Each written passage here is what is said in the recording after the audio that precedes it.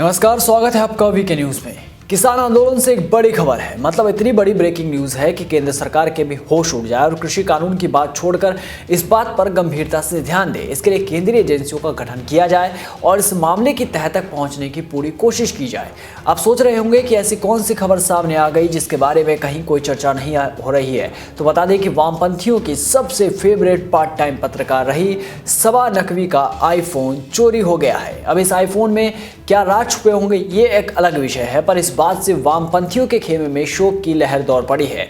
अब सबा नकवी कैसे उन्हें अंदर की खबरें देंगी, इस बात पर उन्हें 2 मिनट का मौन धारण करना चाहिए और शोक सभा का आयोजन भी करना चाहिए। हो सकता है कि वामपंथी ये भी कह दें कि वो चोर नहीं था बल्कि बीजेपी द्वारा भेजा गया कोई चुटपुटिया कार्यकर्ता था जिसने एक महिला पत्रकार का फोन चुरा लिया। ये आंदोलन को रोकने की साजिश है, ये आवाज को दबाने की साजिश है। अब ये कॉमरेड क्या बहाना लेकर आती है ये एक अलग विषय है, पर उससे पहले हम सबा नकवी के ट्वीट पर ध्यान देते हैं, जिन्होंने अपने ट्वीट में अपना दर्द शेयर किया। उन्होंने ट्वीट करके लिखा, मेरे प्यारे दोस्तों, मेरा iPhone 11 pro phone Singhu border पर चोरी हो गया है। प्रोफेशनल चोरों ने उन्हें धक्का दिया, फोन छीना और गायब हो गए, तो आज रात आपसे संपर्क नहीं हो पाएगा।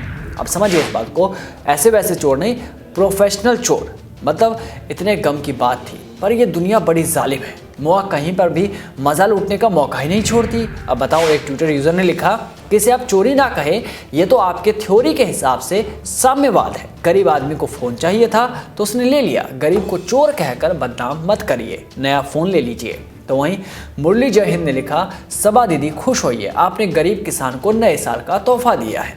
अब सबा ने गरीबों को नए साल का तोहफा दिया है या फिर ये उस गरीब का हक था, ये एक अलग बात है, लेकिन इस पूरे मामले से एक भैया तो खासा नाराज थे। उन्होंने लिखा, हाँ भाई, सबा नकवी के पास बहुत गुप्त जानकारी है, एरिया 51 का पता है, एलियंस का कॉन्टैक्ट है, बिग बैंग की 4K में रिकॉर्डिंग है और फांसीवादी गवर्नमेंट ने इसे ले लिया।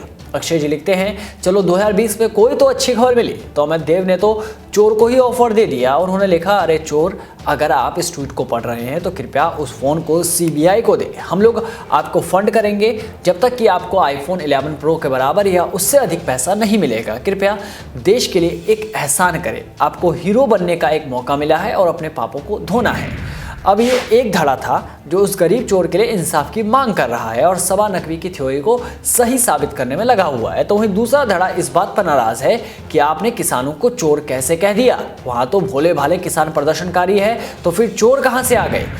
एक यूजर ने लिखा, आप किसान को चोर कैसे कह सकते हैं, याद रखें कि आप जो भोजन खाते हैं वो किसानों द्वारा उगाया जाता है। आईफोन के निर्माता और पुनर्विक्रेताओं का भोजन भी किसानों का है।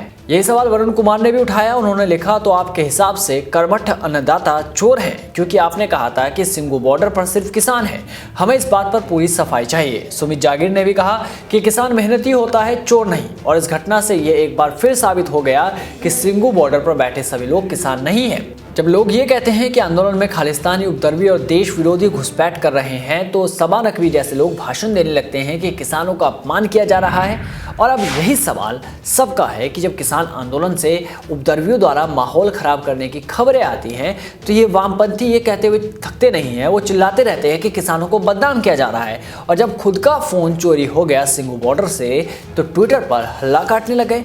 ये दोहरापन लोगों के भी समझ में नहीं आ रहा और शायद इस बात का जवाब वामपंथियों के पास भी ना हो, पर आप इस बात का जवाब हमें कमेंट बॉक्स में जरूर दे सकते हैं। तब तक आप भी बने रहिए वीके न्यूज़ के साथ। नमस्कार।